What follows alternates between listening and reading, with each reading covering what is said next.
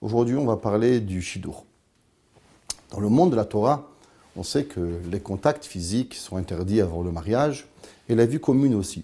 Donc, le Khatan, la Kala, le garçon, la fille se rencontrent en quelques fois et doivent prendre une décision qui va les engager pour le reste de leur vie entière. Et souvent, on obtient la question « Rabbi, monsieur, madame, papa, maman, comment puis-je savoir que ce garçon, que cette fille est faite pour moi ?» En espace de quelques heures, le garçon a une vingtaine d'années, la fille une vingtaine d'années, et même plus des fois. Mais comment en espace de 10-15 heures, je peux m'assurer de savoir que cette personne ou que ce garçon, que cette fille sera pour moi la personne avec qui je pourrai construire ma maison? Pas de vie commune, pas de contact physique, juste de pouvoir parler.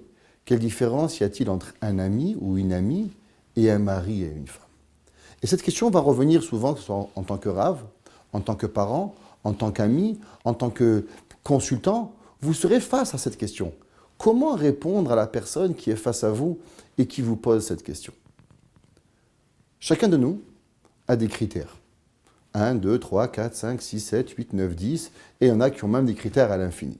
Souvent, j'explique au Khatan et à la Kala en leur disant que la perfection dans ce monde n'existe pas.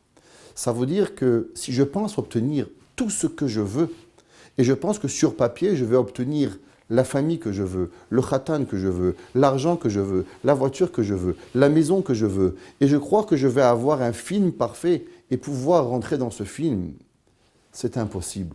Akadosh Baruch Hu n'a pas créé un monde comme ça. Akadosh Baruch Hu a créé un monde où le khatan, la kala, le garçon, la fille, les parents, les beaux-parents doivent ensemble former quelque chose qui va devenir.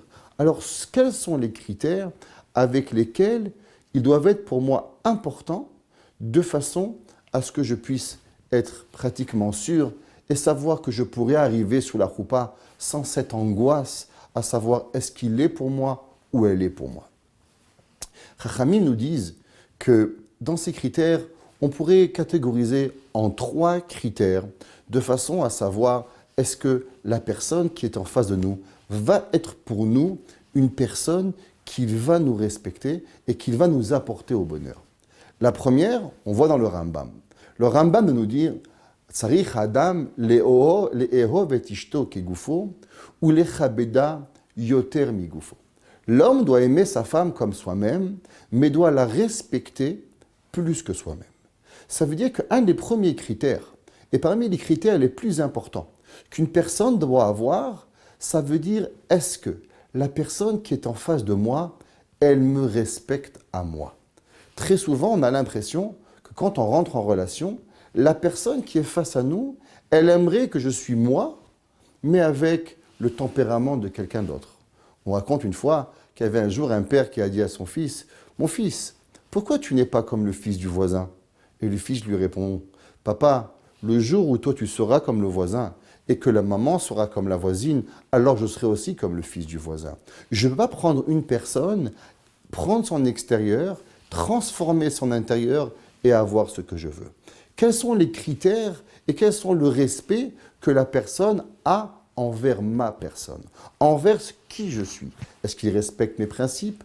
Est-ce qu'il respecte comment je suis? Est-ce qu'il respecte la façon que j'ai grandi? Est-ce qu'il a du respect pour ma personne de qui j'ai grandi? Si on a ce premier principe de respect, alors on est capable d'aller à la deuxième étape. La deuxième étape que nous devons avoir, Chachamim nous disent que parmi les choses les plus importantes, c'est kané lecha chaver, avoir un ami. Que veut dire avoir un ami? Le Rabbi Chaim Vital de nous dire qu'il y a des personnes qui vont monter au ciel et qui auront fait énormément de chesed. Ils auront fait Hatzala, ils auront été Chaverim, ils auront été Zaka. Ils ont fait partie de milliers d'associations de chesed. Et chacun parmi les plus belles, les plus importantes que le peuple juif peut connaître. Par contre, quand ils arriveront au Olam Haba, on leur mentionnera même pas un chesed qu'ils ont fait. Et Rabbi Chaim Vital dire pourquoi? À cause que cette personne n'a pas fait du chesed avec son conjoint ou sa conjointe. Ve'ahavta le're'acha kamocha. Qui est re'acha? Qui est ton ami? Ton ami avec qui tu vis. Ça veut dire que la personne avec qui j'ai en face de moi, est-ce qu'elle est mon amie? Est-ce qu'elle est mon confident? Est-ce qu'elle est la personne avec qui je me sens à l'aise de pouvoir véritablement ouvrir mon cœur? Et le Rabbeinu Yonah a écrit dans Pirkei Avot et il dit, quelle est la définition d'un bon ami? Et si je me sens à l'aise de pouvoir donner mon cœur, tout en sachant que cette personne ne me trahira pas. Si j'ai cette confiance avec la personne de pouvoir lui dire quelque chose, alors j'obtiens mon deuxième point de pouvoir.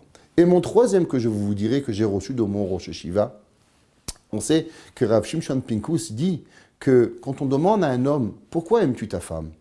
S'il donne une véritable raison très précise, c'est qu'il n'a pas la bonne femme.